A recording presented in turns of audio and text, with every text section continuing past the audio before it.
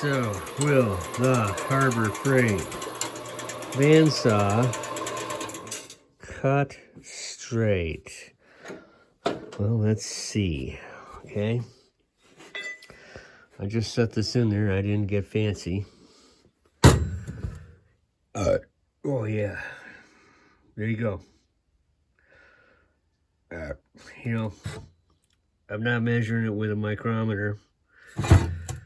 And I didn't measure it with a ruler or a mic, but to my naked eye, I'd have to say that that cut it pretty damn straight. Now, on the other hand, when I cut things on this bandsaw, sometimes things go all south, way the hell off the Richter scale. Now, I said it once before, Harbor Freight are not expensive tools, they're inexpensive, but I've had this for, I don't know, 2 years, 3 years. Cuts aluminum, obviously, without any effort at all. The thing with aluminum is I spray WD-40 on the blade when I'm cutting aluminum, because the WD-40 helps it cut and not clog the blade up. If you don't know that, then you just got something out of the video, right? So hey, I got another splendid idea. Why don't you subscribe, and maybe you can pick up a few more pointers off of Mel's backyard here. Okay, so what I'm doing today is I am making the plow brackets for this tractor. That's over there is the same bracket as this one. This one's on the left side, the other one's on the right side.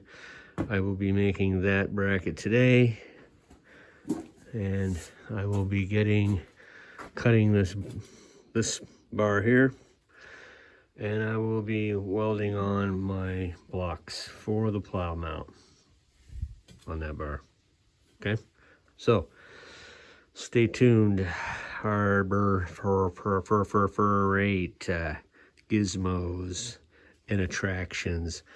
I gotta cut that sliver off now, but I gotta tell you, this beats using a goddamn handsaw, because I'd be here all day if I used a handsaw, a hacksaw, and probably if you used a saber saw.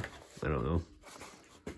They don't make anything any good anymore anyway, but this is the blade I buy. Do not buy expensive ones. I said that in my other video. I've tried $30, $40 blades thinking, okay, well, somebody's got to make a better blade for this machine, but nobody does. This is Harbor Freight's Portland saw, bandsaw blade.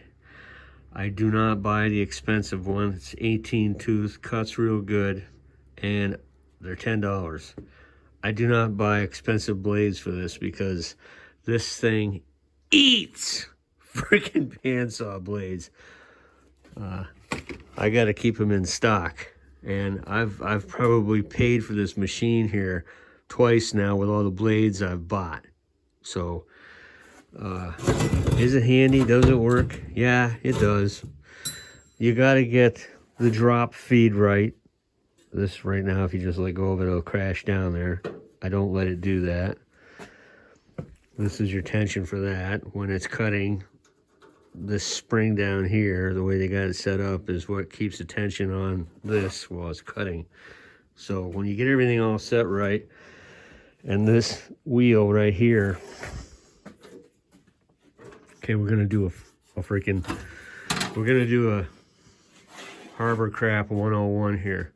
When you tighten up this wheel on that band blade there, do not crank it up wicked tight, wicked hard. You want to just snug it up. And when the instructions came for this thing, I didn't see anything in there that impressed me, and you know, most of it's all that Jap writing, and they can't even speak English, so why do they even send you instructions? I have freaking not a clue, because you can't understand what they're saying, and they don't understand what they're trying to tell us.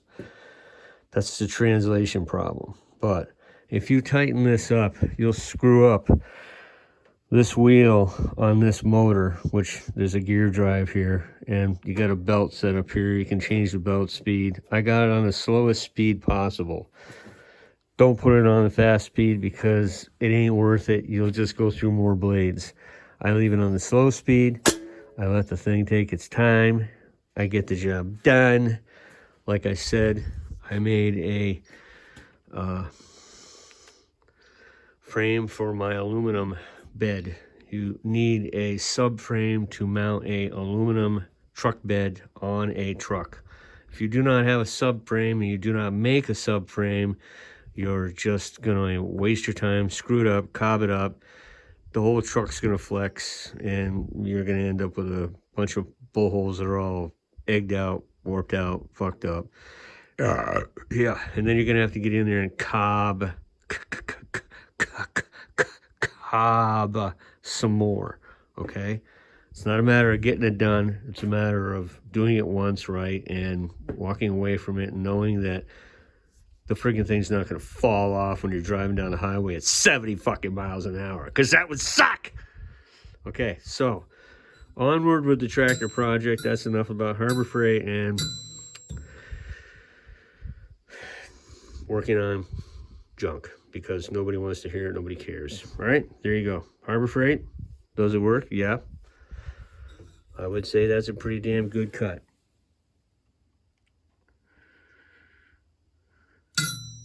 Most of my tools, my hand tools, are Snap-on.